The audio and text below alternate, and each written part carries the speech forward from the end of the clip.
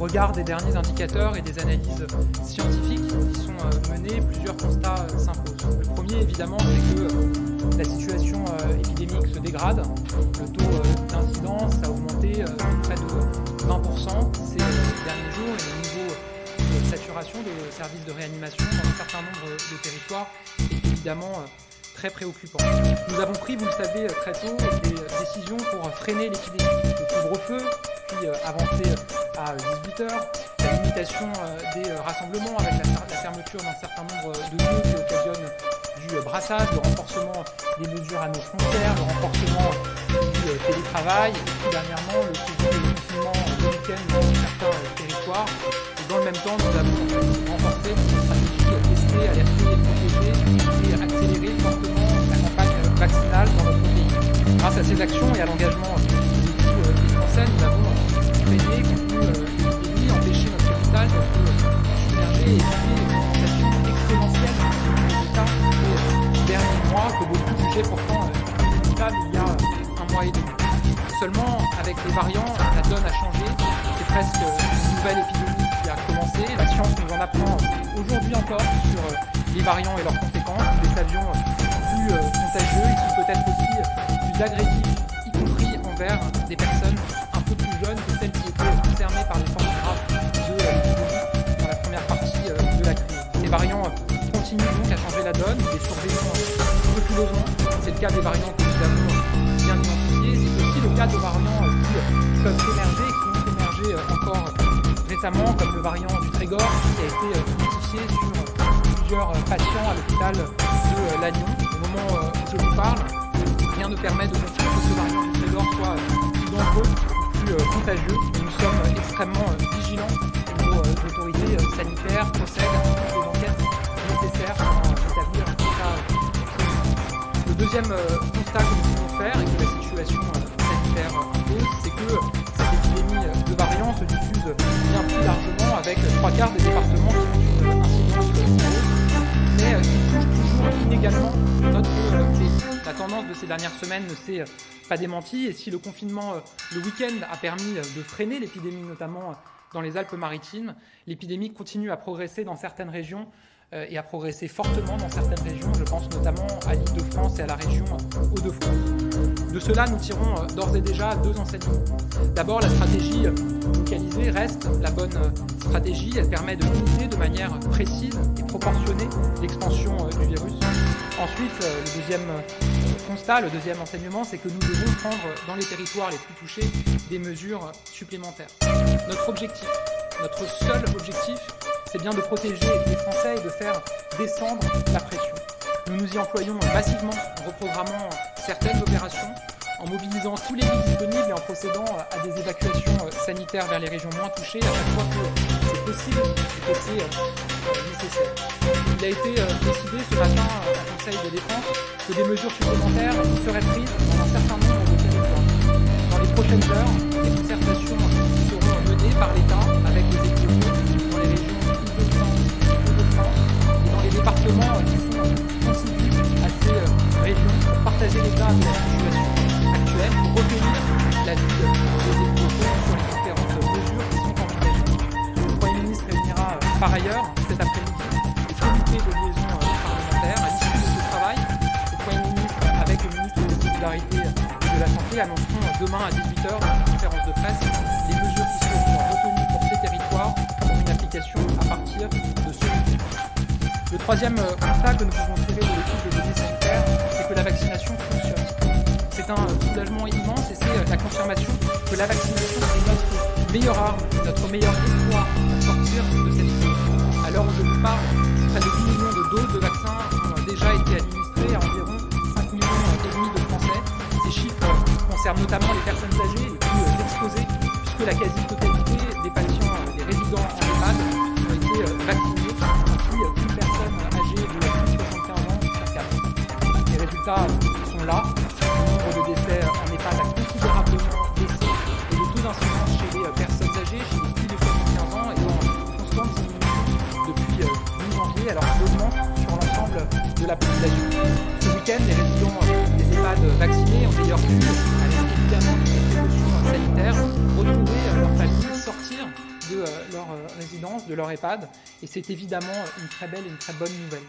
Fort de ces résultats, nous avons considérablement, vous le savez, accéléré la cadence de la vaccination. Nous avons fixé un objectif, 10 millions de Français auront reçu leur première injection d'ici à la mi-avril, et cet objectif, nous le maintenons. Évidemment, la suspension provisoire de la vaccination à l'aide du vaccin AstraZeneca aura un impact de court terme sur le rythme de la campagne vaccinale, mais nous le rattraperons rapidement. Un mot justement sur le vaccin AstraZeneca. Je veux dire que suspension ne veut pas dire défiance. Au contraire, la transparence, c'est le ciment de la confiance. Alors nous étudions scrupuleusement les effets secondaires potentiels qui ont été recensés. Concernant le vaccin AstraZeneca, on compte une trentaine de cas de thrombose, de caillots de sang sur 5 millions d'injections en Europe. Nos voisins britanniques, par ailleurs, plus de 10 millions d'injections d'AstraZeneca ont été réalisées. Ne relève pas de surreprésentation de thrombose parmi les personnes qui ont été vaccinées. Par précaution, et comme nos voisins allemands, italiens, néerlandais, nous avons décidé de suspendre très temporairement les vaccinations, le temps que l'Agence européenne du médicament étudie les liens éventuels entre le vaccin AstraZeneca et ces événements. L'avis est attendu demain, nous le suivons. Et si il confirme, comme le laisse à penser les premières indications qui ont été données hier par l'EMA, s'il confirme la sûreté sanitaire du vaccin AstraZeneca, nous pourrons alors reprendre sans délai la vaccination de plus belle et avec sérénité, nous l'espérons renforcée. Je veux dire aussi aujourd'hui aux centaines de milliers de Français qui ont reçu une première dose du vaccin AstraZeneca et du Saint-Gobain. Les données dont nous disposons sont rassurantes. Les cas recensés sont extrêmement rares. Les effets secondaires, s'ils en sont, se manifestent rapidement et aucun lien surtout n'a été établi à l'heure actuelle entre ces thromboses et la vaccination. Alors attendons en confiance l'avis des autorités sanitaires. Mesdames, Messieurs, je l'avais dit il y a quelques semaines ici même, nous avons une période de gros vent, de gros temps devant nous. Nous sommes dans cette période, la situation est dure, elle va l'être pour plusieurs semaines encore. Il faut nous accrocher, nous avons des objectifs bien en vue, notamment grâce à la vaccination. Tous nos efforts sont utiles, les efforts que nous faisons individuellement, collectivement, ce sont eux qui nous permettent de tenir le temps que la vaccination se déploie, qu'elle produise ses effets sur la situation sanitaire de notre pays. Nous sortirons de cette épidémie. Et sortir de cette crise, c'est aussi préparer l'avenir. Et c'est ce que nous avons fait, notamment en favorisant l'apprentissage depuis le début du quinquennat et en le dopant avec les mesures qui ont été prises depuis plusieurs mois maintenant. Nous avons énormément misé sur l'apprentissage, vous le savez, notamment en simplifiant la création de centres de formation d'apprentis, mais surtout en lançant dans le cadre du plan Un jeune, une solution, des aides allant jusqu'à 8 000 € pour l'embauche d'un apprenti, dont le maintien a été annoncé lundi par le Premier ministre lors de la conférence du dialogue social. C'est une aide colossale et elle a montré ses effets. En 2020, malgré la crise, nous avons connu une augmentation de 40% du nombre d'apprentis par rapport à 2019, qui était pourtant déjà une année record. L'apprentissage, c'est une chance pour nos jeunes, c'est une chance pour l'insertion, et c'est pour cela qu'une communication a été faite sur le sujet de l'apprentissage ce matin en Conseil des ministres. C'est aussi une chance pour les entreprises, pour toutes les entreprises, et 75% de celles qui ont signé un contrat d'apprentissage sont des TPE, des PME. Aujourd'hui, nous devons maintenir cette formidable dynamique, continuer à encourager l'apprentissage. C'est la raison pour laquelle le Premier ministre a annoncé lundi à l'issue de la conférence du dialogue social la prolongation des aides pour l'apprentissage jusqu'à la fin de l'année. La crise n'emportera pas l'avenir de nos jeunes, ni celui de nos entreprises. Nous sommes mobilisés, nous le resterons jusqu'à la dernière seconde de cette crise. S'agissant de l'apprentissage, le résultat exceptionnel que nous avons obtenu en 2020 avec un nombre historique de jeunes en apprentissage doit désormais devenir la norme, que nous avons dit ce matin au Conseil des ministres à l'occasion du point sur l'apprentissage qui était abordé à l'heure du jour. Par ailleurs, ce Conseil des ministres a été l'occasion d'adopter 4 textes. Le premier est un projet de loi ratifiant une ordonnance que vous avez présentée il y a quelques semaines ici, qui concerne la partie législative du code de l'entrée et du séjour des étrangers et du droit d'asile. Pas de nouvelles mesures dans ce texte, une clarification à droit constant. Le deuxième texte était également un projet de loi ratifiant une ordonnance sur le recrutement et le placement des gens de mer, qui donne un cadre légal aux services privés pour la mise à disposition des gens de mer sur des navires. À ce propos, la ministre de la Mer a présenté un point sur l'accompagnement de la filière pêche avec le double objectif de mieux préserver les espèces et de consolider 3 axes de travail sur lesquels nous avançons. Une meilleure gestion du stock du quota, une meilleure sélection d'engins de pêche pour limiter l'impact sur les ressources marines non ciblées. Les pêcheurs français peuvent ainsi bénéficier des fonds de France Relance et de 4,6 millions d'euros de France Agrimer. Une montée en puissance enfin de l'écolabel pêche durable mise en place depuis 2017. Enfin, les 2 derniers textes de ce Conseil des ministres sont 2 ordonnances qui ont été présentées par le ministre des Solidarités et de la Santé. La première porte sur les groupements hospitaliers de territoire et la médicalisation des décisions à l'hôpital. Ce texte donne un certain nombre d'outils pour renforcer le copilotage médical et administratif des hôpitaux, notamment avec la création des commissions médicales de groupement pour les groupements hospitaliers, ou encore en clarifiant le rôle des directeurs d'hôpitaux et des médecins présidents des commissions médicales d'établissement, les CME. Enfin, le dernier texte adopté ce matin est une ordonnance sur l'attractivité des carrières hospitalières. Ce texte a pour but de lever certaines difficultés administratives et de permettre de faciliter la vie des praticiens hospitaliers, par exemple, en favorisant la capacité à côté de l'activité libérale hospitale, en plus de son activité de praticien hospitalier. Le texte met également en œuvre des mesures clés la création d'un statut de praticien hospitalier unique et d'un statut unique de praticien contractuel. Ces textes concrétisent donc des engagements très forts qui avaient été pris soignants. Je veux ajouter que ces mesures s'ajoutent aux revalorisations de salaires exceptionnelles qui ont été décidées dans le cadre du Ségur de la santé, des revalorisations qui bénéficient à tous les soignants, avec une revalorisation de la grille des salaires pour les soignants et une augmentation nette de près de 200 € par mois du salaire des infirmières, des soignants, des infirmiers, des administrateurs rapports. Bref, toutes celles et tous ceux qui travaillent dans l'hôpital public, je crois, à 2 millions de personnes. Voilà, mesdames et messieurs, ce que je veux dire du Conseil des ministres de ce matin.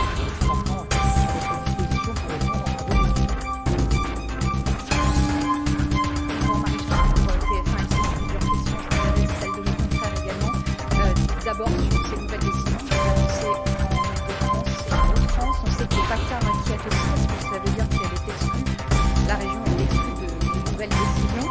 Vous parlez de consultation avec les élus, avec les parlementaires. Ça veut dire que les décisions ne sont pas encore arrêtées ou enfin, je m'arrêterai là. Est-ce qu'un durcissement du couvre-feu à ce stade peut-il suffire ou est-ce qu'il faut passer par d'autres mesures, et notamment un confinement? Non, ce que je vous ai dit, c'est que nous avons acté ce matin en Conseil de défense que des mesures supplémentaires seraient prises dans un certain nombre de territoires où nous constatons une dégradation particulièrement préoccupante de la situation. Comme toujours, nous allons rechercher des mesures proportionnées et des mesures pragmatiques. Et quand on parle de mesures supplémentaires, c'est des mesures évidemment qui vont plus loin que le cadre actuel. Je vais donner le périmètre de ce travail, c'est la région Île-de-France, la région Hauts-de-France et les départements qui touchent ces régions, puisque, vous le savez, nous constatons une reprise épidémique assez forte, parfois, dans certains départements qui touchent ces régions. Pour ce qui est des mesures qui peuvent être prises dans ces territoires, elles s'adapteront évidemment, c'est tout l'objet des concertations qui sont menées au niveau local, à la situation sanitaire dans chacun de ces territoires. Les départements contigus à ces régions sont dans une situation qui est assez dégradée du cœur de ces régions. Et on peut imaginer que ces mesures peuvent aller d'un renforcement très fort de la politique ART protégée pour ces départements contigus jusqu'à des mesures supplémentaires qui peuvent aller dans les territoires ce travail-là qui sera mené dans les prochaines heures avec les élus locaux, les préfets, les directeurs généraux des agences régionales de santé vont échanger avec les élus locaux toute la journée. Le Premier ministre, je disais, réunira un comité de liaison parlementaire et les décisions seront annoncées demain à 18h dans une conférence de presse avec le Premier ministre Olivier Véran pour annoncer en vigueur des sanctions supplémentaires. Ces décisions ne vont pas toutes arrêter. Non, la décision a été prise de prendre des mesures supplémentaires. Maintenant, ce que je souhaite, c'est toujours que ce soit proportionné et adapté à la réalité des différents territoires. À la fois la réalité épidémique, mais aussi la réalité de vie de ces territoires. Et donc, sur la nature des mesures et la manière dont elles vont s'appliquer, c'est l'objet des concertations. Une question de ma confrère de France TV, Anne Bourse, sur les régionales.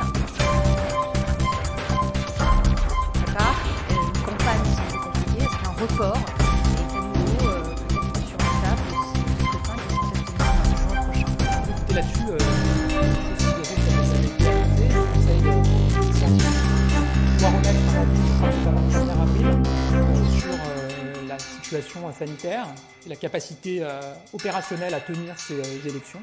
Et évidemment, c'est cet avis qui sera notre boussole. Et derrière cet avis, c'est évidemment la situation.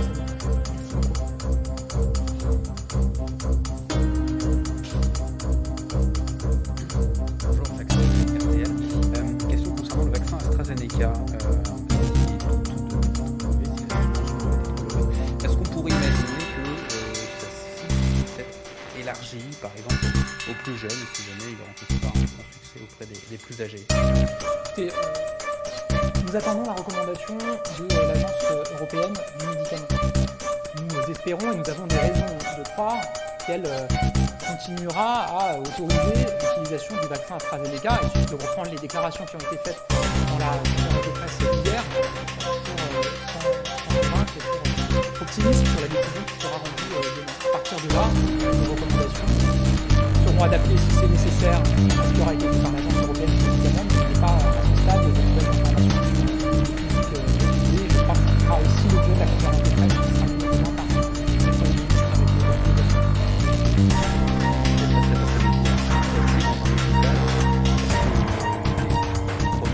Des indications sur les décisions à prendre doivent être annoncées par le président. J'ai dit que cet après-midi, des concertations avec les locaux pour l'application des mesures ce week-end. Ces mesures seront annoncées demain à 18h par le Premier ministre. Le président se rend effectivement cet après-midi en Poissy. Dans la lignée de l'échange qu'il a en permanence avec les soignants, notamment les réanimateurs, il y a encore une réunion sur ce sujet hier en visioconférence. Pour échanger aussi avec les élus locaux, en visio avec les élus locaux.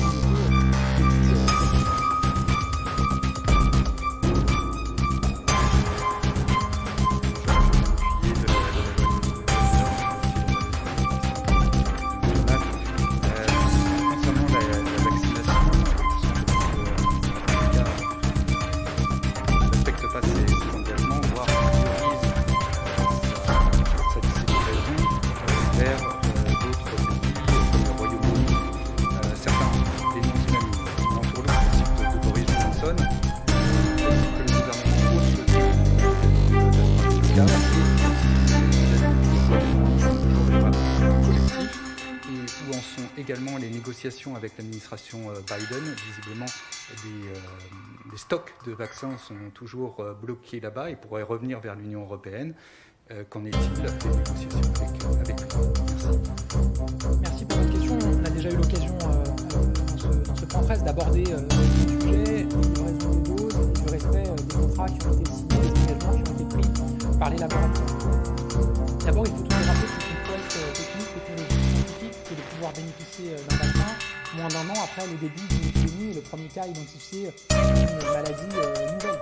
Saluer le travail qui a été mené par les chercheurs, par les scientifiques, par les laboratoires qui ont permis à des vaccins non seulement d'être découverts mais d'être validés scientifiquement et de pouvoir être mis sur le marché moins d'un an avant le début de cette épidémie. On sait très bien que dans un tel contexte, dans une telle rapidité d'exécution, il peut y avoir des difficultés logistiques de production. Des problèmes sur une tube, des problèmes sur une chaîne de production. Dans ces cas-là, il faut s'en occuper, il faut faire la transparence, sur les contrats, nous avons la possibilité d'aller faire des inspections sur les sites pour les mesures. Et il ne faut pas que le retard, le non-respect des contrats, soit sur ce point-là, nous avons parlé de traitement déjà, c'est légal, on fait les pros, il y a l'Union européenne qui a fait la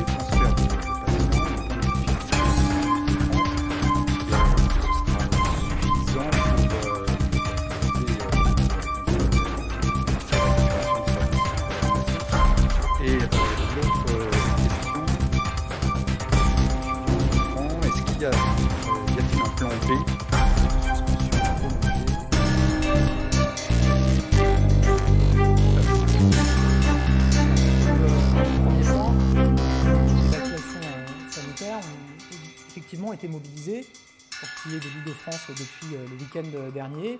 Elles le sont déjà dans d'autres régions depuis plusieurs semaines, voire plusieurs mois. Et chacun a constaté que cela fonctionne pour faire baisser la pression sur les services de réanimation. S'agissant de l'Île-de-France, je crois qu'une dizaine de patients ces tout derniers jours ont été évacués.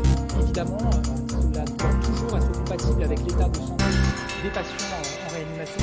Il doit être d'une stabilité suffisante pour que l'évacuation puisse se faire.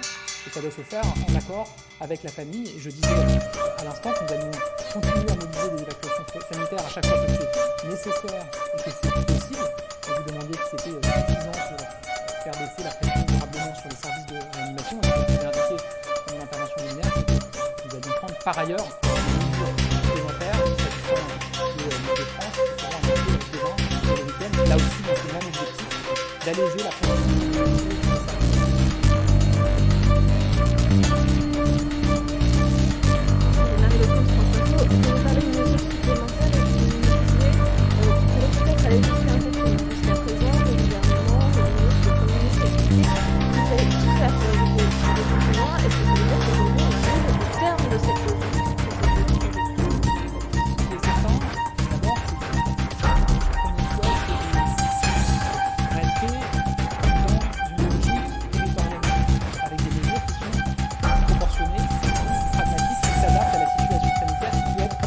Nettement différente selon les territoires.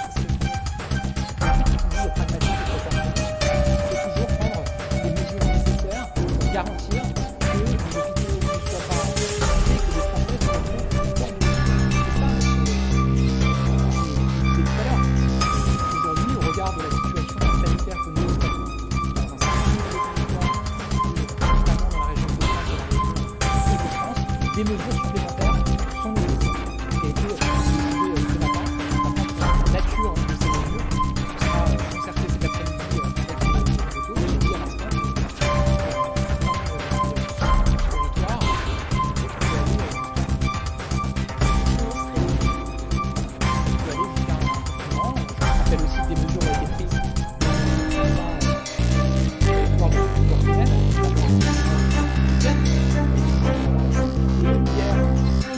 télévision, que c'est aussi une base possible de travail pour des mesures supplémentaires dans ce territoire.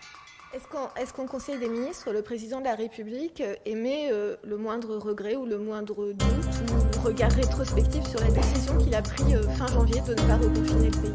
Et là aussi, le Premier ministre s'est exprimé sur ce sujet hier, à la fin du mois de janvier, quand s'est posée la question d'un confinement. Elle se posait sur la base des prévisions qui étaient apportées et qui prévoyaient, qui annonçaient une explosion de l'épidémie dans les semaines toutes suivantes, dans les quelques semaines qui suivaient. Cette explosion n'a pas eu lieu. Au contraire, je crois que 3 semaines après cette décision de ne pas reconfiner fin janvier, la dynamique de l'épidémie a diminué temporairement. Donc l'épidémie a baissé temporairement. Encore une fois, le confinement, c'est une mesure qui est extrêmement difficile. Difficile pour nos concitoyens, nos commerçants.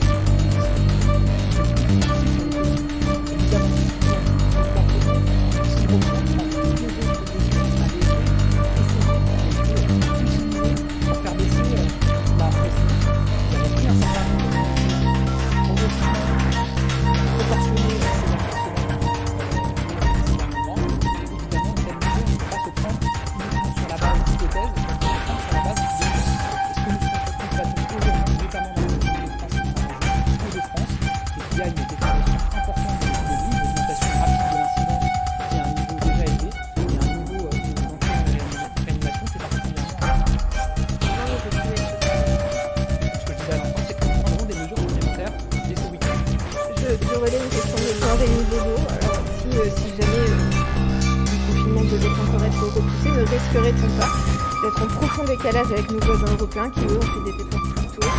C'est délicat politiquement.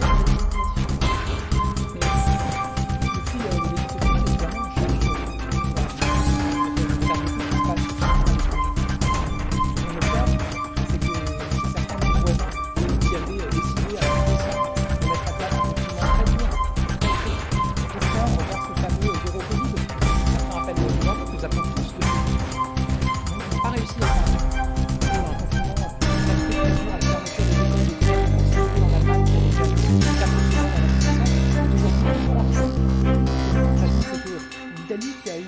recours à plusieurs confinements, qui les a ensuite levés, est en train de rentrer dans un 4e reconfinement. Donc on voit bien que la solution durable pour sortir de cette épidémie, c'est la vaccination. Nous accélérons, nous allons aussi vite que possible sur la vaccination. Je disais tout à l'heure que nous avons un objectif à mi-avril d'avoir vacciné 10 millions de personnes, 20 millions à la mi-mai et 30 millions peut-être à la mi-juin. C'est cela qui nous permettra durablement de sortir de l'épidémie. La question c'est comment est-ce que nous allons jusqu'à ce moment-là? Comment est-ce que nous tenons jusqu'à ce moment-là? À ce stade, nous avons réussi à tenir avec des mesures proportionnées. Et en disant ça, je sais parfaitement que les mesures avec lesquelles nous tenons depuis déjà plusieurs semaines, plusieurs mois, sont déjà très difficiles à vivre pour beaucoup de Français. Que le couvre-feu à 18h, c'est loin d'être anodin ou d'être une demi-mesure, comme certains ont eu l'occasion de le dire. Que les restrictions à nos frontières sont évidemment très difficiles pour un certain nombre de nos compatriotes qui ne peuvent pas pouvoir rejoindre la France. Les mesures de restriction sur des grands centres commerciaux, c'est aussi et nous avons tenu avec ces mesures. Désormais, au regard de la situation sanitaire, il paraît nécessaire d'aller plus loin, notamment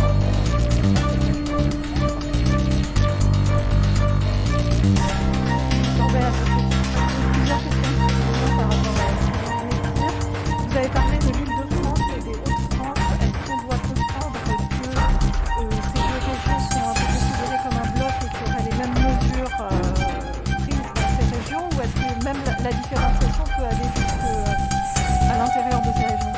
Alors, nous avons dit depuis maintenant plusieurs semaines, notamment pour la région Île-de-France, que en raison des flux de personnes entre les différents départements qui composent la région, évidemment des mesures de la région.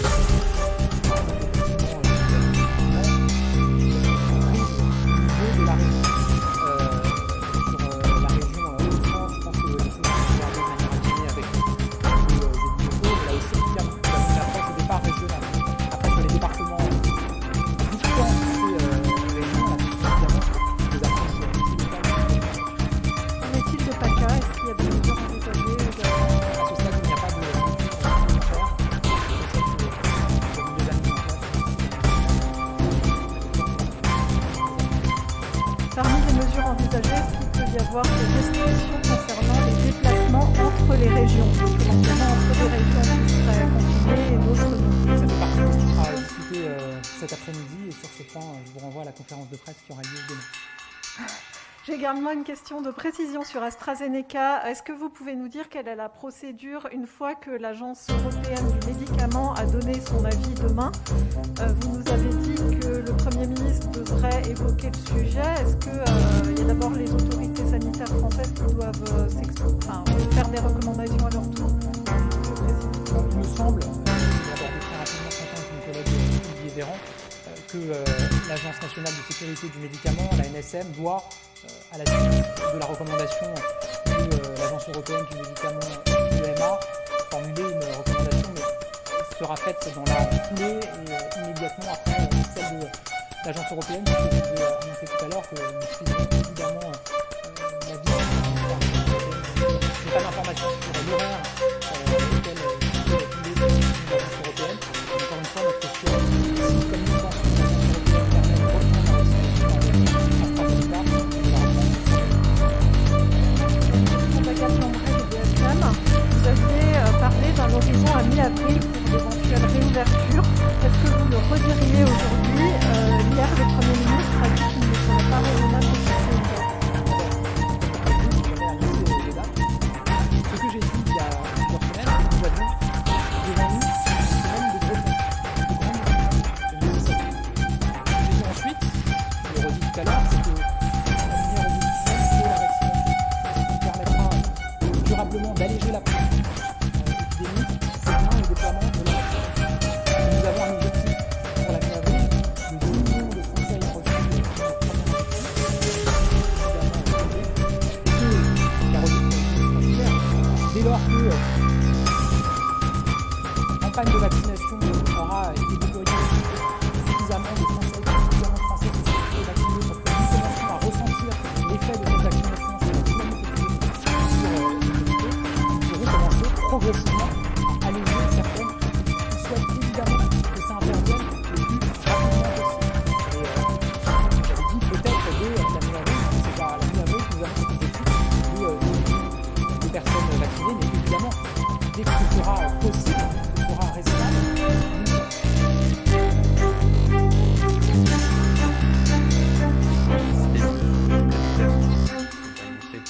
week-end, est-ce que les mesures de la semaine que l'on connaît aujourd'hui avec le couvre-feu pourraient être allégées? Est-ce que c'est quelque chose qui est envisagé aujourd'hui? Encore une fois, la discussion va se faire avec les élus locaux cet après-midi. J'ai conscience de toutes les questions que vous posez. Et à travers vous, ce sont les Français qui nous suivent en direct, ou pas d'ailleurs, qui se posent ces questions. J'en ai parfaitement conscience. Mais si je vous répondais à ce stade, les concertations que vous avez menées cet après-midi, que le service de l'État a menées avec les élus locaux n'auraient que peu d'intérêt, parce que cela voudra dire que les décisions sont prises à vous. Ce qui a été décidé, je le redis, c'est de prendre des mesures supplémentaires de freinage dans notamment deux régions, la région Île-de-France, la région Hauts-de-France, et dans un certain nombre de départements qui touchent ces régions. Et aujourd'hui, nous pouvons constater une situation épidémique plus préoccupante. Et à partir de là, ces décisions seront annoncées. Et une dernière question, précisément, en dehors de la région, quels sont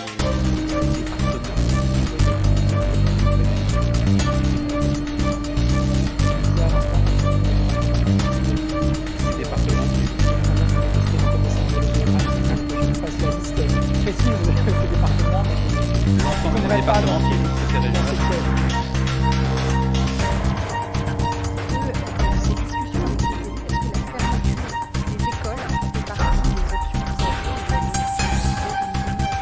en état de discussion, d'abord, ce que je veux rappeler, c'est que la volonté du président de la République depuis le début de cette crise, ça a été de préserver au maximum la capacité de nos enfants de se rendre à l'école. C'est un enjeu majeur pour la société française.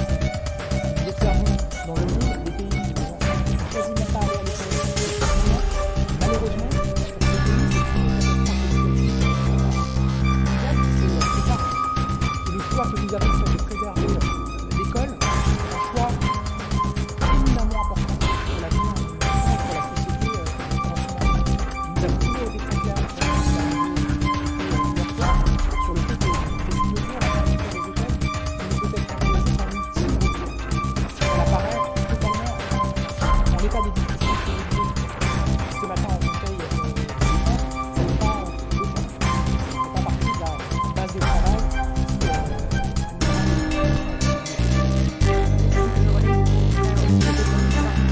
À ce stade, est-ce qu'une prise de parole solennelle du chef de l'État est envisagée dans les prochains jours, sachant qu'évidemment il y a cette conférence de presse demain du Premier ministre? Je n'ai pas d'informations sur ce sujet-là. Le président de la République échange beaucoup avec les scientifiques, avec soit hier des réanimateurs. Il se rendra dans un hôpital aujourd'hui.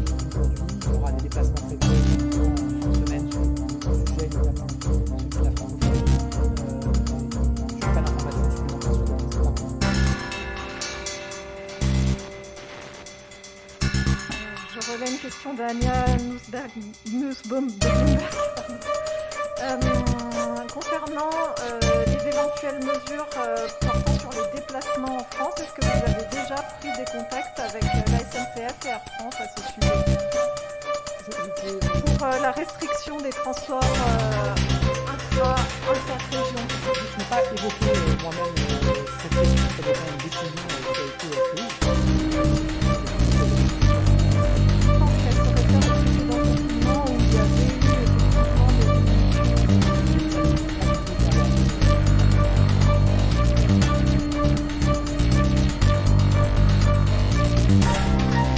Pour quotidien, manifestation sanitaire. Il y a plus de 400 cas en France français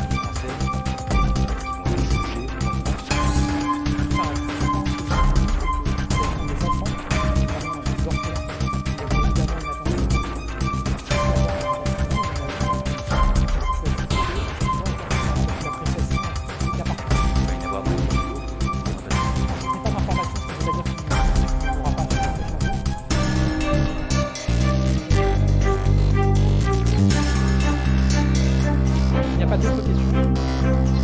Je vous remercie et je vous dis à la semaine prochaine.